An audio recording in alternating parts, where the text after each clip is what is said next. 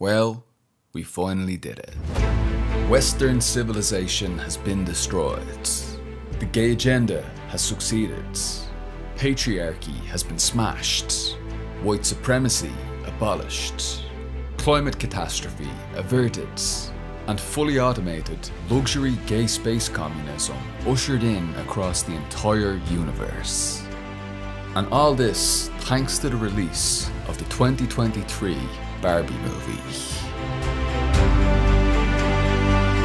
Well, at least that's what conservative media would have you believe.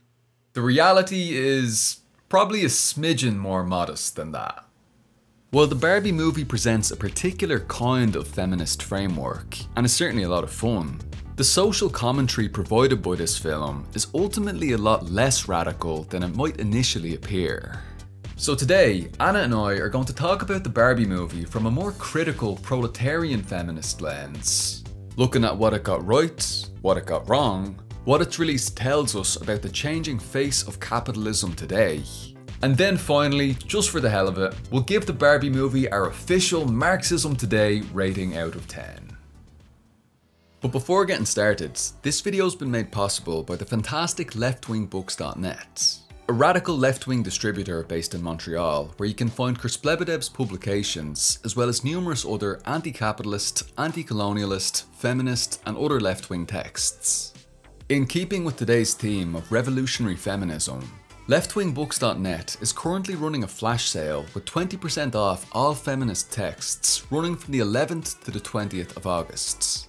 This includes a wide range of feminist theorists from across the spectrums of Marxism and anarchism, such as Sylvia Federici, Angela Davis, Butch Lee, Audre Lorde, and many, many more. Probably not exactly in line with the politics of Barbie 2023, but if you ever were looking for an opportunity to stock up on revolutionary feminist literature, now's your chance.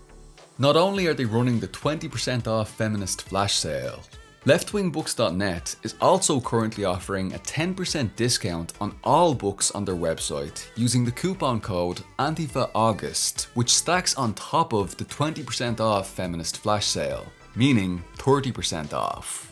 But get over there ASAP, as this offer expires in just 1 week. Free shipping is available on all North American orders over $50, and inexpensive shipping is also available on all Kersplevedev publications in Europe. A massive thanks to leftwingbooks.net for sponsoring this video and making its production possible, as well as for helping to spread the revolutionary political message throughout all their hard work. And now, back to the video. Since its inception in 1949, the iconic Barbie brand by Mattel has been the target of enormous scrutiny from all sides of the political spectrum. Critics, including passionate feminists and various advocacy groups, have taken aim at Barbie's image, raising concerns about its impact on young and impressionable people. From nurturing unrealistic body ideals amongst young girls, to reinforcing conventional gender roles and promoting rampant consumerism through its aspirational Barbie lifestyle, the brand has never been uncontroversial. In response to these criticisms, Mattel has regularly attempted to evolve and course-correct to adapt to shifting social and political climates, as well, of course, as to expand their potential consumer base. In response to the civil rights movement in the US, for example, in 1968, Mattel introduced Christy, the blonde-haired, blue-eyed Barbie's first black friend. So the brand obviously couldn't be racist. Over the years, Barbie would continually reinvent itself, introducing a wide array of dolls of various ethnicities, abilities, and body types to inclusively represent the needs and desires of consumers of all kinds. And the increasingly inclusive, evolving Barbie wasn't solely confined to dolls either. Barbie has had TV shows, video games, makeup lines, and, you guessed it, movies. Enter Barbie 2023, a movie which unexpectedly provides a very self-aware social commentary on the complex and contradictory times in which we find ourselves today. The film has been released to critical acclaim for its fast-paced meta-humor, its colourful, intricate set designs, its captivating themes of feminism and existentialism, as well as for directly confronting the messy and complicated history of the Barbie brand itself. The film has also been a massive commercial success, bringing in an enormous $1.031 billion at the box office as of the 6th of August 2023. So much for the conservatives' claim that people are tired of wokeness and that nobody wants to see this kind of thing anymore. Or, as they like to say, go woke, go broke. Well, over $1 billion later, I think it's safe to say that the producers probably aren't going to be going broke anytime soon.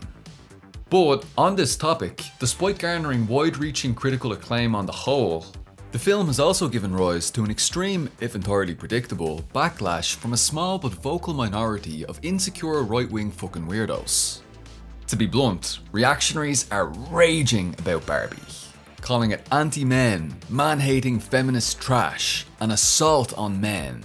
You get the picture. It's been incredible to see a film about a child's doll driving fully grown middle-aged men into all-out temper tantrums, completely throwing their toys out of the pram, so to speak. Some have even gone as far as to suggest that, I shit you not, Barbie supports the Communist Party of China, due to a child's doodle shown in the film. So it's safe to say that Barbie's making all the right people mad, and for that alone, the film really needs to be commended. However, right-wing nutjobs aren't the only ones with criticisms of the film. Indeed, there are important constructive critiques from the left. So, let's dive into a discussion of the film now from a left-wing perspective, looking at what it got right, what it got wrong, what it didn't go far enough with, and what this all tells us about the changing face of capitalism today. So, Anna, what did you think of the film? Did you love it? Did you hate it? What were your thoughts? I thought the movie was very funny. I'm not saying that solely because I'm in love with Margot Robbie. Maybe I have that bias, but the characters were really funny. I laughed a lot while watching it, and I definitely teared up a lot of times during the mother-daughter scenes, as well as when Barbie's like deciding whether or not she wants to be a human. I did shed a tear. I'm not gonna lie. And the last line, very funny, very relatable. Some people apparently didn't like that line, accusing it of being transphobic. Now, I don't really buy that. There's nothing inherently transphobic about someone going to the gynecologist. Especially when it was clearly just emphasising that she'd chosen to become human, as opposed to earlier on in the film where she responded to men catcalling her that she didn't have a vagina because, you know, she was a doll. Meanwhile, the film elsewhere is actively trans-inclusive, with a trans Barbie portrayed by Harry Neff featuring prominently throughout. To be honest, I think it's mostly just right-wing bad actors who want to demonise the film by feigning sympathy for trans rights who are making that criticism. Until a genuine progressive puts forward a serious, valid critique of the matter, it's probably not worth assuming any kind of malicious intent behind those words. But now, admittedly, maybe I am a bit biased because solely in terms of fun, I absolutely adored this film. My wife brought me along to it and, you know, I didn't really have any expectations going into it, but I was really pleasantly surprised to find it to be an intelligent, witty, fairly socially conscious and self-aware comedy full of clever quips, and yeah, also full of heart. There were definitely issues about the specifics of the politics that it puts forward, but in terms of sheer enjoyability, sure, I thought it was great crack. So, staying on these positive notes now, what in your opinion did this film get right? Despite being a movie about a doll created by a corporation to sell to children, the movie did surprisingly okay at critiquing corporate feminism. In Barbie Land, the dolls think that they have solved the issues women face by being toys that represent what women can be. The Barbies believe that, unlike the baby dolls of the past, they've taught women that they don't have to only be wives and mothers. That despite starting off as a woman in a bathing suit in reference to the first ever Barbie, Barbie has evolved to represent and promote the idea of the self-made woman. Barbie has her own money, her own house, her own car, her own career, it says at the beginning of the movie. Barbies can be anything, a president or senator, a hockey player, an actress, a news anchor, a doctor. There's this really fun scene at the beginning of the movie which depicts this Barbie Land creation myth of all these toddler girls in the dawn of time playing with baby dolls until they find a giant Barbie and they rebel against patriarchal gender roles by smashing the baby dolls. As the main character, called stereotypical Barbie, said when she was confused about why the person playing with her would be sad and causing her to malfunction, "We fixed everything so that women in the real world can be happy and powerful." The premise basically being that Barbies have solved patriarchy and all the issues of feminism in the real world by existing. However, when Barbie travels to the real world to fix her malfunction, she finds that this isn't true. See, in Barbie Land, Barbies can be whatever they want, whenever they want. They can do one thing today and another tomorrow, be a presidential advisor in the morning, do beach in the afternoon, dance in the evening, girls' night after dinner. Well, at least some Barbies can. Patriarchy doesn't exist. They are supposedly not held back by any gender roles or laws or the threat of violence against them. They made this doll world so perfect and devoid of problems that when stereotypical Barbie had a bad day, she woke up with bad breath, she burnt her toast, she has thoughts of death, she knows she's malfunctioning. But in the real world, this isn't the case. Women are still subordinate to men in the world despite Barbie's existence. She realizes that the real motivation by Mattel, their mother corporation who owns the Barbie brand of dolls, in creating Barbies is not to empower women through representation politics which will help inspire them to break the glass ceiling.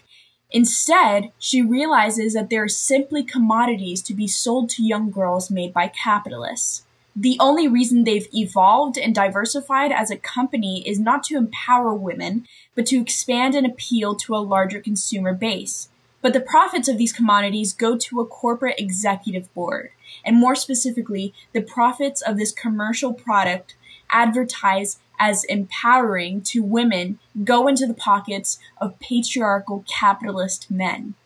The capitalists at Mattel have no interest in empowering women. They have an interest in selling dolls which live in a fantasy pink Barbie land that girls and women everywhere buy, perhaps simply for fun, as a gift for their daughter, or perhaps as a form of escapism from their gray, unhappy, misogynist class societies.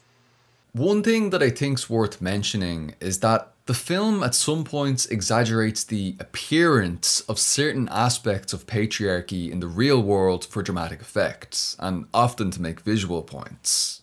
For example, on the point that you've just made, while the board of directors at Mattel in the film are all men, in real life, 5 out of the 11 of Mattel's board of directors are actually women. This shows how certain ruling class women can themselves actually slot into leading roles in patriarchal systems. Much in the same way that non-white people can find themselves sitting in the driving seat at the top of systems of white supremacy, such as when Barack Obama was US president. But perhaps making this point about the ability of certain ruling class women themselves to become the enforcers of patriarchy would perhaps be hitting a bit too close to home for Mattel the brand itself to ever allow into such a film. Yeah, that's true. All the anti-women misogynist villains in this movie are men. And the women in Barbie Land who accept patriarchy are depicted as brainwashed by the Kens and under a sort of mind control. In a way, this is very true, as it depicts that a lot of women would be de-radicalized from supporting the patriarchy through some form of political education. But it fails to show that many ruling class women actually benefit from patriarchal violence against proletarian women, if they can make some coin off their exploitation and rape or the commodification and objectification of their bodies. And this is still the case even if these same ruling class women themselves are also subject to patriarchal violence and dominance in one form or another. In the real world, outside of what is depicted in this movie, there are anti-women misogynist villains who are women. But on violence, Barbie finds that the real world is filled with undertones of violence against her as a woman, from men both in the ruling class and the proletarian class, due to stereotypes about women created by the ruling class to justify women's subordination, including those who sell the ideal images of women in the form of dolls. The movie did a really good job at accurately depicting the patriarchy through Barbie's experiences as a woman in the real world. Upon arriving in the real world, Barbie immediately feels ill at ease by all the men staring and objectifying her, which causes her to become self-conscious for the first time in her life. She is also immediately sexually assaulted by a guy that just straight up smacks her in the ass less than 5 minutes into her arriving in the real world. The movie also did a very good job at ridiculing the patriarchy through the point of view of Ken. Ken's embrace of the patriarchy, or as he describes it, men riding horses ruling the world, is purposely depicted in a silly way at first to demonstrate just how human-made and ridiculous the patriarchy is, how unnecessary for a functioning society it is, as demonstrated earlier in Barbie Land. He's stunned by all the men he sees at the gym, wearing suits, being attended by female secretaries whom they coldly brush off, riding big trucks and horses. He sees a collage of US presidents, cowboys, male athletes. He is stunned by what he sees as the reverse of Barbie Land. He literally feels empowered by the patriarchy in the same way Barbie's assumed women in the real world were empowered by them. But the initial silliness of Ken's discovery of the patriarchy becomes more serious when patriarchy reaches Barbie Land upon Ken's return. Due to the other Ken's embrace of the patriarchy, Barbies in the Barbie Land who used to be in high positions of power are reduced to arm candy who wear maid costumes and hand-made beers on demand. The Kens in Barbie Land immediately start treating women like subordinates. While the Barbies in Barbie Land were presented as diverse in ethnic origin, body types, and sexual and gender identity and careers, representing the corporations selling the real-life commodity that are Barbie dolls, creating and selling more and more distinct types of Barbies to represent distinct types of women, this didn't stop the Barbie movie from diving into the harmful gender roles and beauty standards which the Barbie doll has traditionally promoted. Stereotypical Barbie's belief that she and other Barbies empower women is immediately shut down by Sasha, a high school girl whom she initially believes to be the person who is causing her malfunction. When she introduces herself as Barbie, Sasha mocks her and asks her if she is really a professional bimbo. Sasha tells her that playing with Barbies was horrible for them. "You've been making women feel bad about themselves since you were invented," Sasha says. "You represent everything wrong with our culture, sexualized capitalism, unrealistic physical ideals. You set the feminist movement back 50 years. You destroy a girl's innate sense of worth, and you're killing the planet with your glorification of rampant consumerism." She even calls Barbie a fascist. And you know what? She was absolutely spitting. But where's this critique coming from? Through Sasha, the film is critiquing the Barbie brand's rewriting of its past in promoting extremely sexist, white supremacist beauty standards, which isn't really past, because the Barbie brand still kind of does this. But the glorification of rampant consumerism comment was also absolutely fire, because ultimately that is what the Barbie Corporation is really promoting with this empowered women line of Barbie. They just want to sell more dolls to more people. While that's a very direct critique of corporate feminism and liberal representation politics, there are also more subtle critiques and rejections of the commodification and objectification of women in this movie. There's this really awesome scene where the capitalists of Mattel are trying to send stereotypical Barbie back to Barbie Land by tying her wrists into a toy box. She uses the excuse that she needs to use the bathroom to flee. This can be interpreted as both her resistance to continue being a commodity for sexist men to profit off of, as well as the refusal to be put in a box as a woman by the patriarchy. At the end of the movie, she also chooses to become a human rather than continue being a doll. She refuses to continue being perceived as a commodity to be both sold and ogled by men. The final positive thing I'll say about this movie is that it made me want to give my mom a real big hug. Wholesome as hell. Yeah, I agree. These were all undoubtedly positives for the film. Another aspect that I thought was nice was how the main Barbie emphasised that it wasn't her alone who saved the day at the end of the film, but that it was in fact a collective effort. This is important because it combats great man theory, the idea that great individual men, or even just great individuals, are the driving forces of history. In emphasizing the collective solving of the problem of the Ken's patriarchal domination, the film moves away from 2014 individualist girl boss feminism towards a much more effective collectivist feminism, though admittedly still within the realm of a now expanded liberal feminism. So I think that you've more or less covered all of the positive aspects of the film that came to my mind at least. But I really have to emphasise and reiterate just how much I love that this film has completely broken the brains of reactionaries. It's so funny how the right wing just gets so offended about literally everything now. They call leftists snowflakes. Meanwhile, people like Ben Shapiro and Piers Morgan are so fragile that they're frothing at the mouth, raging over a movie about a doll for little girls. This is what right-wing masculinity is in 2023. Fully grown man babies crying over children's dolls. It's absolutely incredible. And these people have the gall to say that Ken is embarrassing. So now that we've looked at the positives, what are some of the biggest criticisms of the film from a proletarian feminist perspective? So Barbie Land, it represents a liberal feminist utopia. Emphasis on utopia, because despite its advertisement as a utopia for all women, class society still persists. The movie focuses around stereotypical Barbie, who is one of the Barbies that has her own money, her own car, and her own dream house. But it's clear that not every Barbie has this. There are Barbies who live in dream houses, who are politicians and famous athletes. And there are Barbies who are trash collectors for those dream houses, who are delivery women, construction workers, whom stereotypical Barbie, Margot Robbie, zooms past in her pink convertible on her way to hang out with her Barbie friend, President Barbie, and to attend award shows to commemorate wealthy bourgeois Barbie's achievements.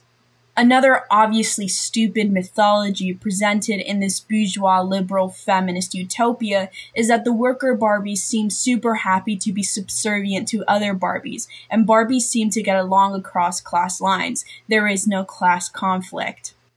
I know me saying that just made a bunch of people watching cringe. 'Cause what did you expect to see a Barbie union picketing at a pink corporate building for Barbie Land to be more accurate for you, Anna? Did you want a Barbie National Liberation Army? Chill, it's a movie made by a corporation. Who cares? Barbie Land is a fantasy anyway. Shut up!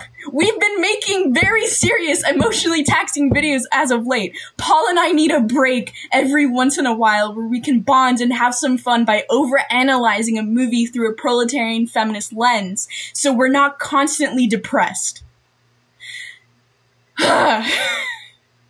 Also, people's ideology are affected by the media they consume, and this movie just made billions of dollars, so critiquing it is actually productive.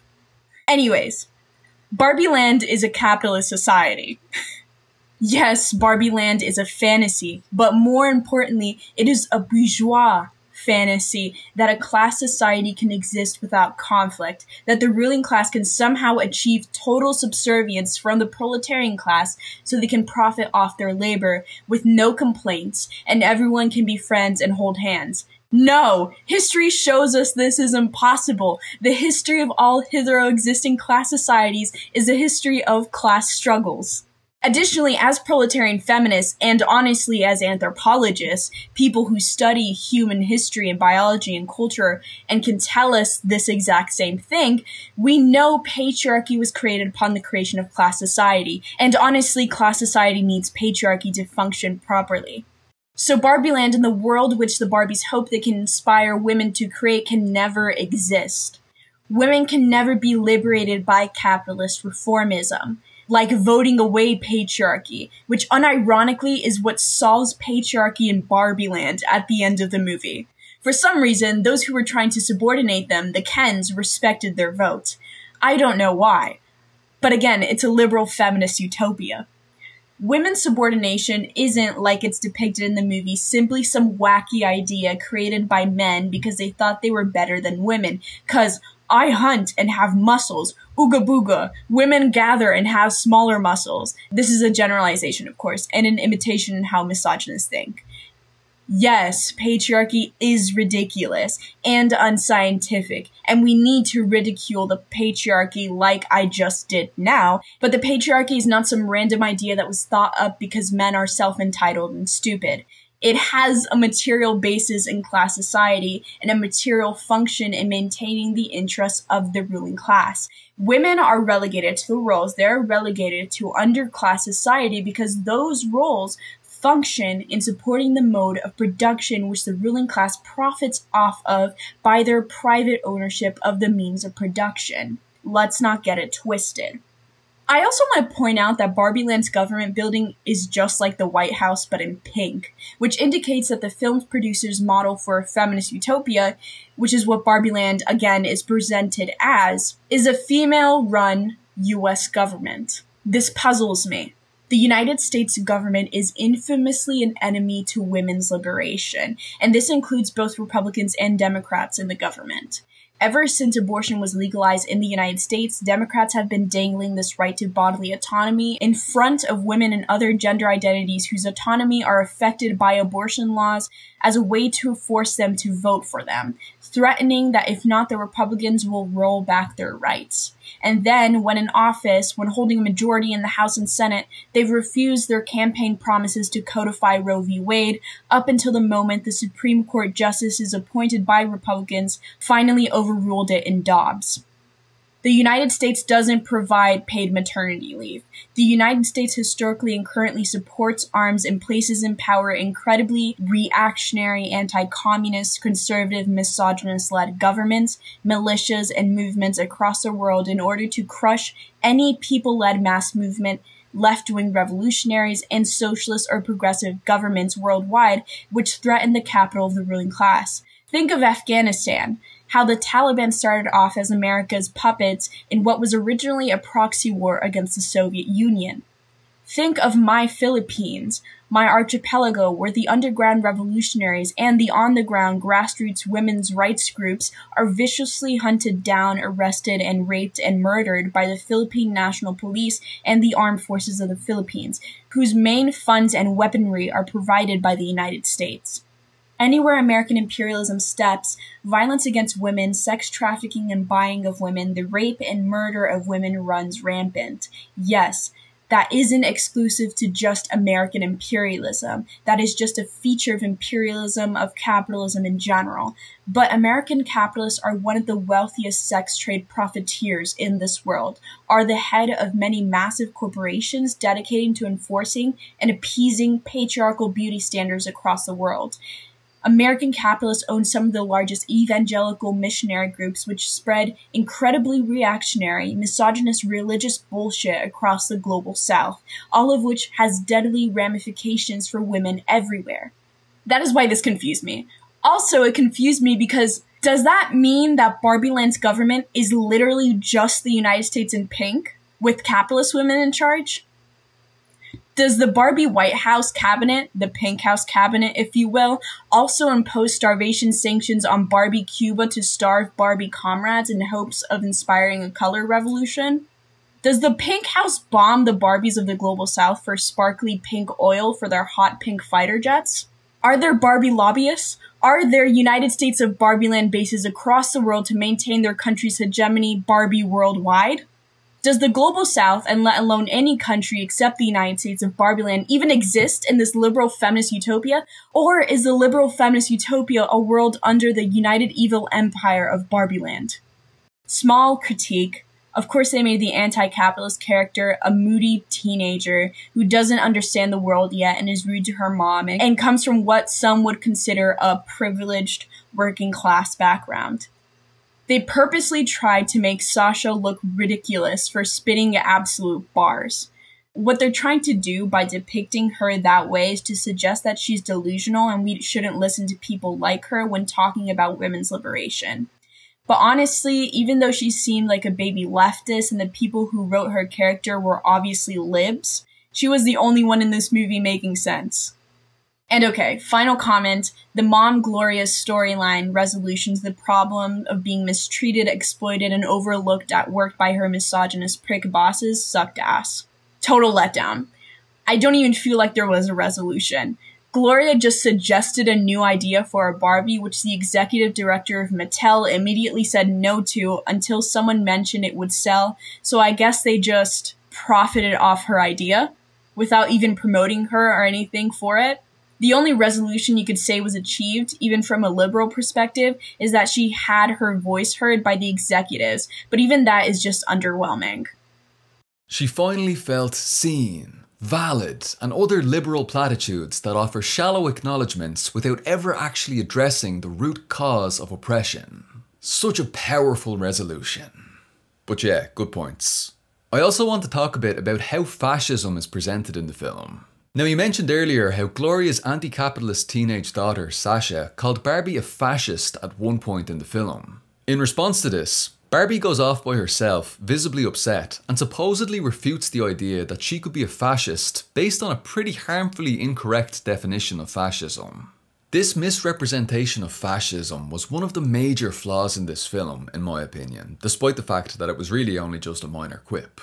In ostensibly combating the idea that she's a fascist, Barbie declares, "I don't control the railways or the flow of commerce," as though these are the core essential features of fascism. This just really comes across as a smug neoliberal's understanding of fascism, rather than any kind of objective material analysis of what fascism actually is. It's something that's inserted into the film to sound intelligent, but actually is deeply misinformed. And this incorrect definition ultimately hurts not fascism, but socialism. This makes it sound like having nationalised railways and state control over the production and distribution of commodities is fascism, when these in reality would actually be socialist aspects, removing elements from the MCM prime capitalist circuit described in Marx's Capital. And indeed, these aspects are even present in many regular social democracies. Of course, we did see these elements to certain degrees in various fascist countries. Fascists have no problem with centre-left economic policies in certain regards, sometimes for certain people, such as whites, non-Jews, and so on and so forth. But the key feature of fascism in reality is the negation of bourgeois democracy, or the dissolution of democracy, into the open terrorist dictatorship of finance capital. Fascism is the ideology of imperialism in decay. In other words, capitalist society or bourgeois society can exist in two forms: liberal democracy at one end of the spectrum and open fascist dictatorship at the opposite end of the spectrum. Both are ultimately forms of bourgeois states that protect private property primarily. At each end of this spectrum, you can have a range of eclectic positions thrown into the mix, and a fairly wide array of economic policies, even under fascist dictatorship, that range from neoliberalism, such as Pinochet's Chile, to economically centre-left social democracy, minus the democracy of course, in instances like the beginnings of Nazi Germany. Using the incorrect definition of fascism suggested in Barbie here is basically just arguing in favour of privatisation and letting the invisible hand of the free market handle everything, including the absolute basics needed for humanity to survive. It's an argument for laissez-faire capitalist economics, which is especially ironic given that the word privatisation itself was first used to describe the economic policies of Nazi Germany. So, not exactly a useful piece of anti-fascist social commentary there.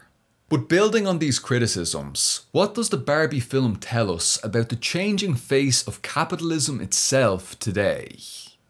Capitalists will continue to try to acknowledge the capitalist system's ills as well as show its worth to people. In this movie's case, to women, by presenting itself as a means to empower women. That having more female executives at Mattel coming up with new products to sell to children can help threaten the patriarchy.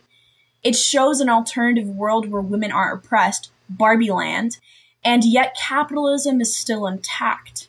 This is a utopia, an unscientific hope that is presented as just out of reach, the world behind the glass ceiling. It makes women yearn for that, instead of total liberation from class society, because they believe that farce is more achievable than the overthrow of class society. It is not. Agreed. But overall, I think the film's a testament to the ability of capitalism to adapt to and co-opt progressive movements to its own benefit.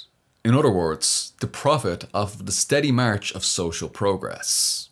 Described by some as a 2-hour-long advertisement, the movie's more or less about reinventing Barbie to be sold to a more socially conscious modern consumer base.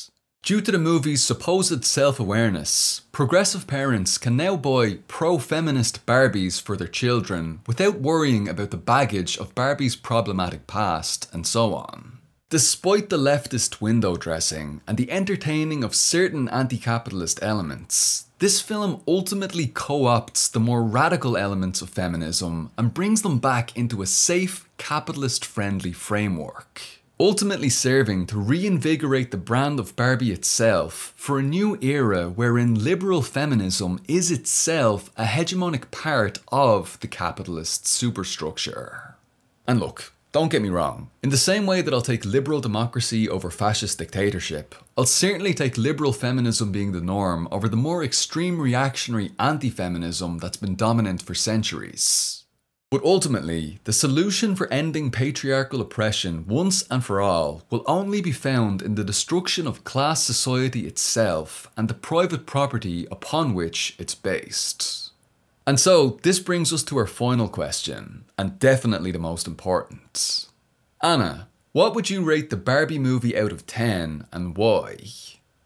I give it a 7 out of 10. I liked the music, the acting was funny, and I enjoyed watching the film. But I have just as many critiques as I have praises. How about you, Paul? I think that's pretty fair. If I was to rate this film solely on entertainment and how much fun it was, I'd go right ahead and give it a 10 out of 10, because frankly, I loved it. However, if I were to rate the film based on its politics, it'd be a much more modest 6 out of 10. So, between the fun on the one hand and the politics on the other, I'd give it a solid 8 out of 10. Meaning, between the two of us, the official Marxism Today score for Barbie is, drumroll please, 7.5 out of 10. All in all, the film was a surprisingly good time, but it needs to go further in its feminist critique.